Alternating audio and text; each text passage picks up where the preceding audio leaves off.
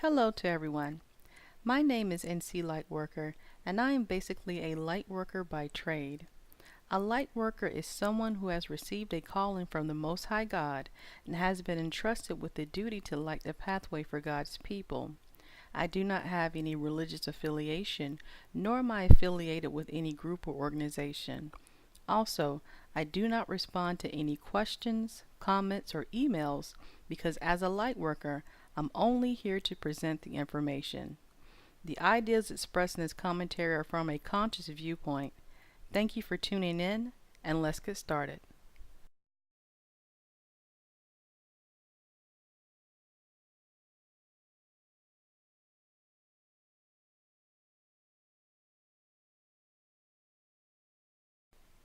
The white devil is public enemy number one.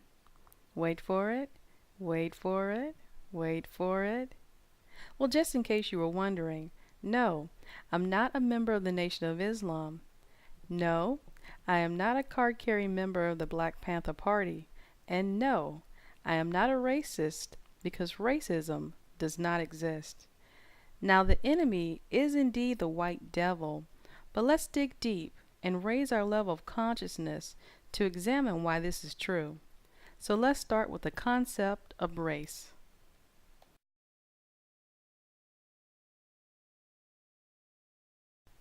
Truth is always within plain sight and can be found when you study the definition of words.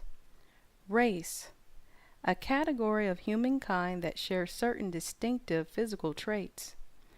The information in the bracket is the etymology, which traces the origin of the word. Etymology translation. 1580 is the earliest record of written or printed use of the word race in the English language.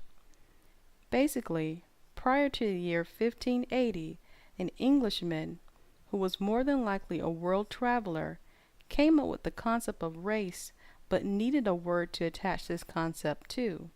He borrowed race from the medieval French word for generation, which originated from the old Italian word razza. Truth comes from making connections. 1580, the concept of race was developed by an Englishman. 1584, the first colonists arrived in America from England. 1604, the King James Version of the Bible was commissioned. 1607, the first English settlement in America was established in Jamestown, Virginia. 1611, the King James Version of the Bible was completed and published. 1619, the beginning of slavery in America. Enslaved Africans arrived to Jamestown, Virginia. In the King James Version of the Bible, Song of Solomon, chapter 1, verse 6, Look not upon me because I am black, because the sun hath looked upon me. My mother's children were angry with me. They made me keepers of the vineyards, but my own vineyards have I not kept. This Bible verse is a direct reference to someone with dark skin working in a land that is not their own.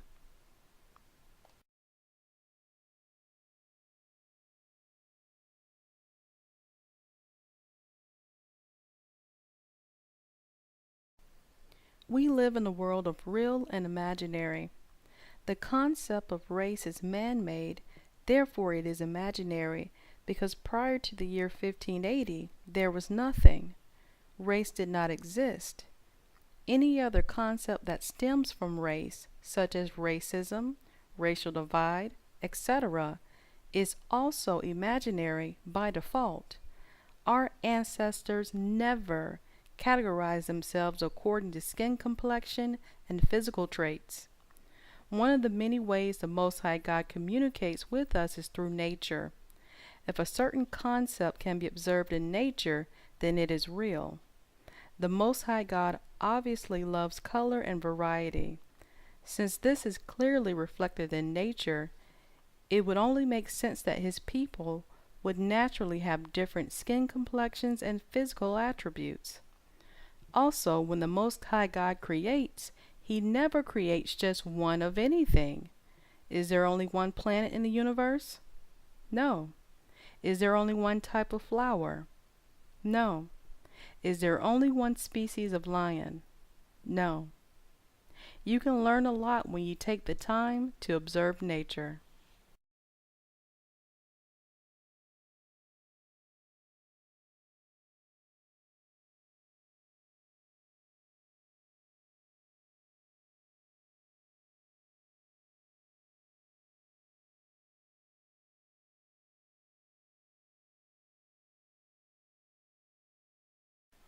We are the gods that walk this earth.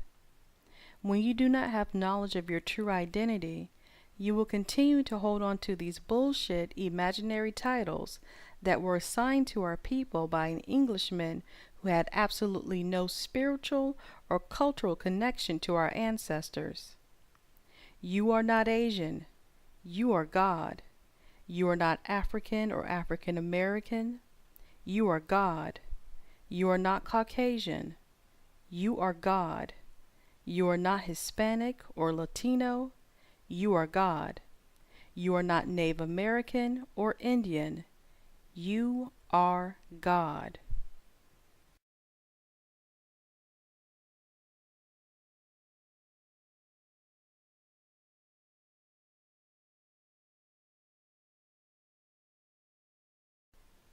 We live in a world of real and imaginary.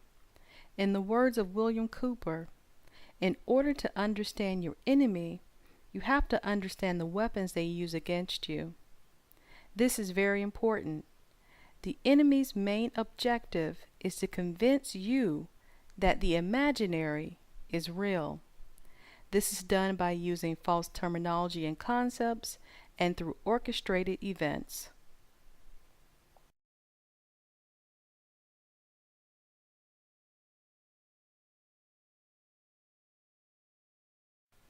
Now, some of you guys may be tuning in today because you saw someone wearing a very interesting looking t-shirt. Thank you for giving into your curiosity, and I'm going to go ahead and address it at this time. I had a conversation with a young man and I asked him this question. What would you do if someone called you a nigger? In short, he said he would basically beat the crap out of this person. So this is what I told him. The weapons that the enemy uses is psychological in nature. Sure, this person may walk away with a black eye and bloodied nose, but they are absolutely thrilled at the fact that you have no knowledge of your true identity as God, and that they were able to control your behavior. The enemy was testing you, and you passed their test with flying colors. Then the young man said, "But NC Lightworker, I'm not a nigger." And I said, "Yes, this is true. However, actions speak louder than words. Your actions indicate that you identify with an imaginary title that is less than the God that you are. Once you have knowledge of God's self, you will no longer allow your enemy to define you. Remember, the weapons that the enemy uses is psychological in nature. Its main objective is to convince you that the imaginary is real."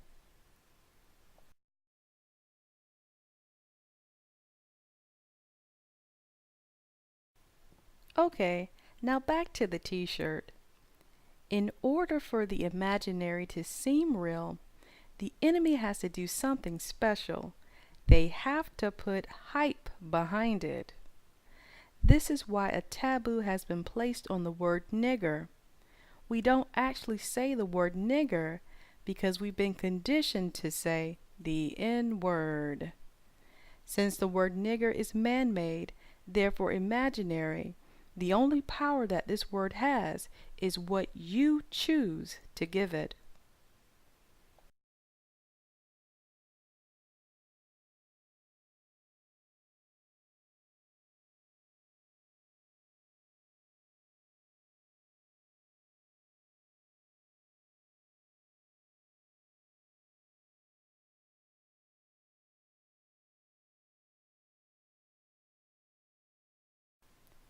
The enemy is weak and uses illusions to maintain control.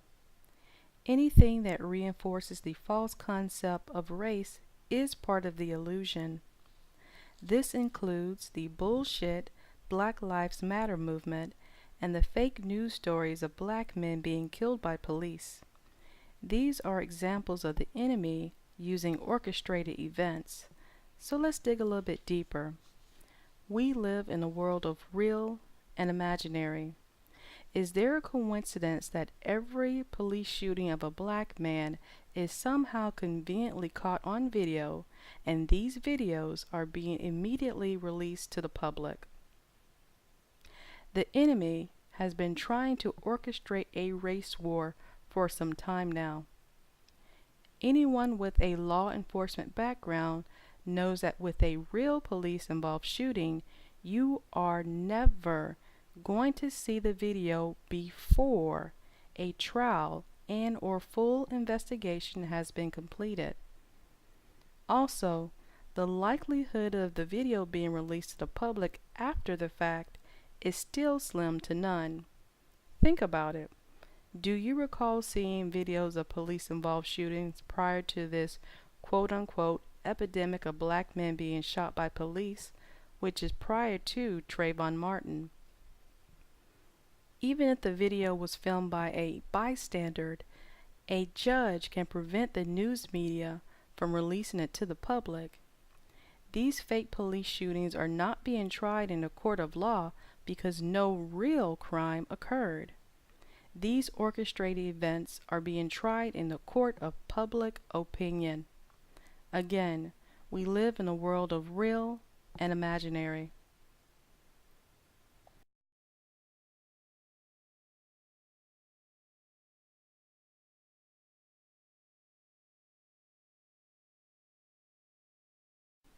We are the gods that walk this earth. The enemy is weak and cannot kill you directly. The only way a god can be killed is through self-destruction. What we are currently experiencing is the enemy's attempt to have God's people fighting against each other, which is a form of self-destruction. Never believe what the media tells you. The real issue is not black people versus the police. It is not America versus the Islamic world, and it is not Republican versus Democrat. The real issue is what it has been since the beginning of time. The real issue is the battle between good and evil. The enemy specializes in creating confusion, which causes people to think out of context and act out of mind.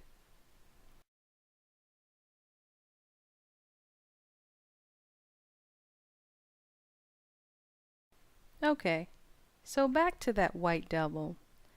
Remember, race is an imaginary term. However, the concept of black and white is real. You cannot look at a person's skin color and determine if they are black or white, because this concept has everything to do with the energy a person radiates. If you give off positive energy, then you are black, therefore you are a god. If you give off negative energy, then you are white, therefore you are a devil. Hence the term white devil.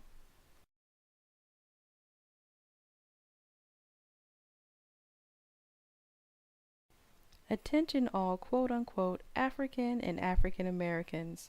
You can no longer be stingy with the title of black man and black woman, because in essence, a black person can have pale skin, blonde hair, and blue eyes. Remember, the concept of black and white has nothing to do with skin color. It has everything to do with energy. The enemy has falsely portrayed themselves as being solely of European descent. White devils come in all skin complexions.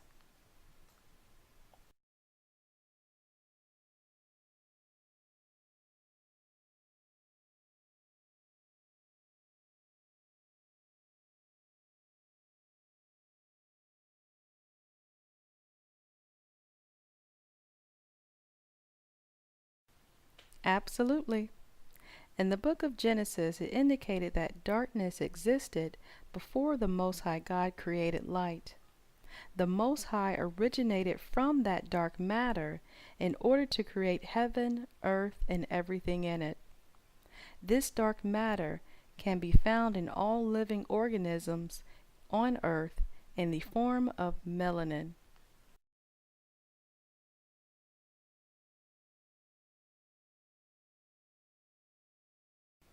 How to tell if someone is black or white.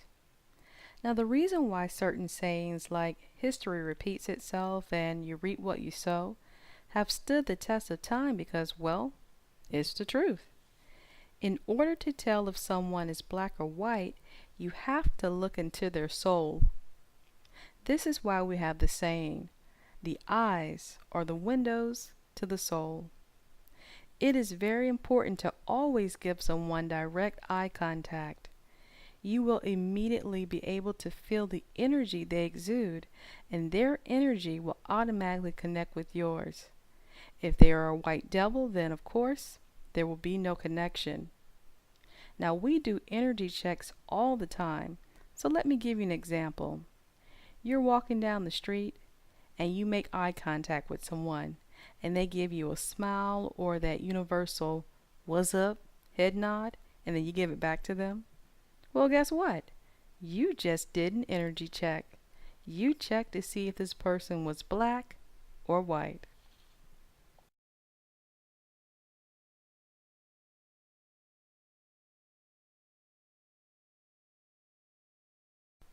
The beautiful thing about consciousness is that it will never force itself on you. You always have the option of going back to sleep at any time. The choice is yours. If the information in this post was able to wake up a handful of people, then my mission was accomplished. It is now your responsibility to stay awake, prepare, and continue connecting those dots. Please feel free to share this post. God bless and take care.